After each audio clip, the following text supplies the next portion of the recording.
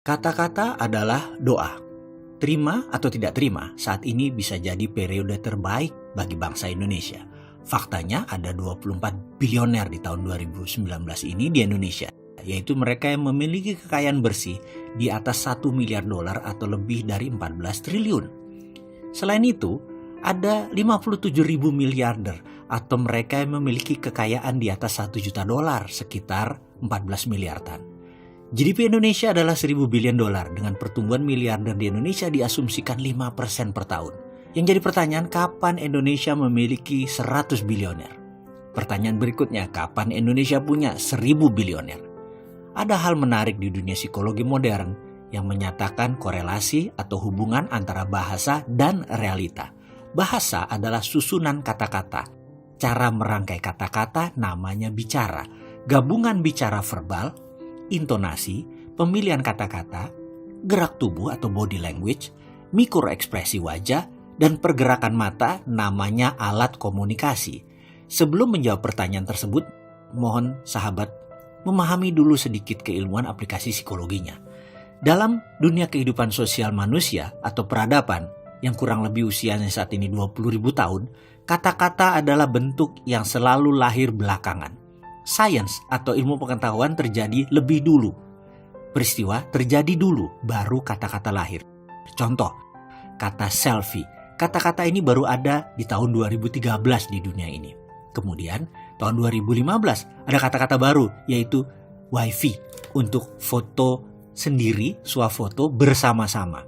Untuk bahasa Indonesia, walau belum masuk kamus bahasa Indonesia, dalam kamus gaul, sudah tercipta kata-kata seperti lebay, alay, jayus, dan banyak lagi. Kata-kata ini muncul setelah ada peristiwa atau ada ilmunya. Penemuan baru menciptakan kata-kata vocabulary baru. Jadi kalau Anda dibawa ke mesin waktu, masuk ke zaman Budi Utomo tahun 1908, orang-orang zaman itu mungkin menganggap Anda adalah orang asing di dalam komunikasi. Padahal Anda asli penduduk Kampung Senen, di bilangan Salemba misalnya. Anda mengerti mereka bicara apa, tapi belum tentu mereka mengerti Anda sedang bicara apa. Kembali ke pertanyaan tentang korelasi kata-kata dengan fakta. Jadi begini, mengapa dua bangsa besar Amerika dan Cina punya banyak bilioner?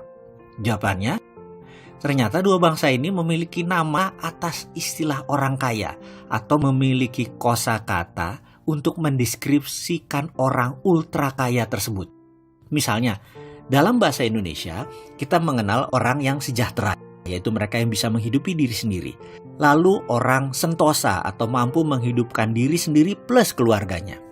Lalu orang makmur, yaitu sentosa ditambah sudah memiliki tambahan aset produktif. Lalu orang kaya, yaitu memiliki banyak aset. Setelah itu, berhenti kata-katanya alias habis, tidak ada kata-kata lagi. Inilah penyebab pikiran manusia Indonesia kebanyakan berhenti di kata kaya. Lalu meminjam istilah asing seperti konglomerat sebagai orang super kaya. Namun ini bahasa adopsi karena arti konglomerat sebenarnya bukan orang yang memiliki aji dana atau kelebihan duit, seorang yang banyak duit atau kaya raya. Tapi konglomerat adalah orang yang punya banyak jaringan bisnis. Sementara orang super kaya belum tentu harus memiliki jaringan bisnis. Dalam bahasa Cina, kita kenal kata taipan untuk orang super kaya. Dalam bahasa Inggris atau Amerika terkenal dengan istilah sugar baron untuk raja gula. Ada juga properti mogul untuk raja properti. Ada tycoon, ada bilioner, ada big whaler, ada big boy. Dan banyak istilah yang memberikan arti spesifik simbol kekayaannya dari mana. CEO top mereka pun ada istilah dengan nama The Titans, Boardroom, Chamber of Commerce, Kamar Dagang, Bisnis Kartel, dan banyak istilah bisnis ekonomi yang mengartikan kekuatan pasar dan pelakunya. Hal ini tidak ada dalam kamus bahasa Indonesia. Kita baru bisa mengadopsi karena belum ada fenomena tersebut. Namun, dalam 10 tahun terakhir, kata-kata baru akan masuk dalam tatanan bahasa Indonesia yang mengartikan ultra kaya. Super rich person, pengusaha dengan aset multimiliaran.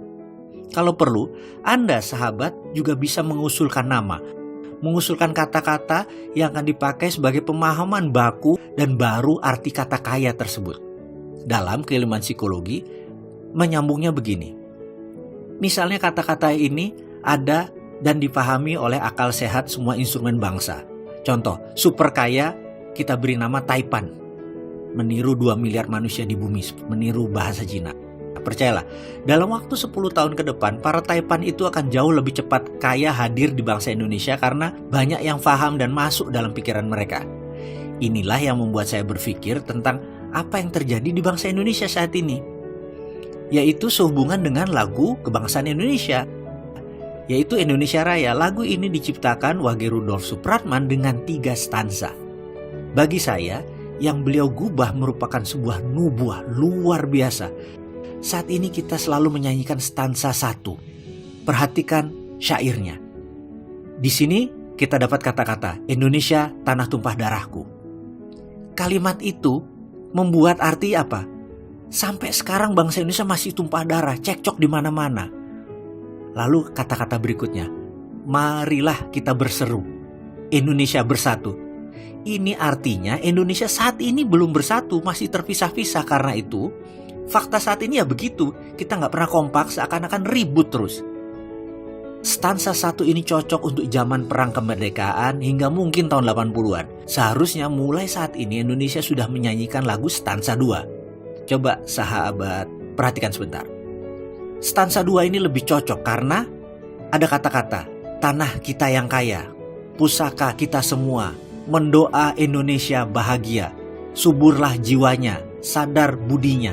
Jadi saya sangat menyarankan kepada pemerintah untuk mengubah Indonesia Raya stansa 2. Dan suatu masa nanti Indonesia bisa masuk stansa 3. Waktunya Andalah yang menentukan. Coba perhatikan gubahan Wage Rudolf Supratman di stansa 3. Indonesia tanah yang suci, tanah kita yang sakti. Di sana aku berdiri menjaga ibu sejati. Indonesia tanah berseri, tanah yang aku sayangi. Marilah kita berjanji, Indonesia abadi.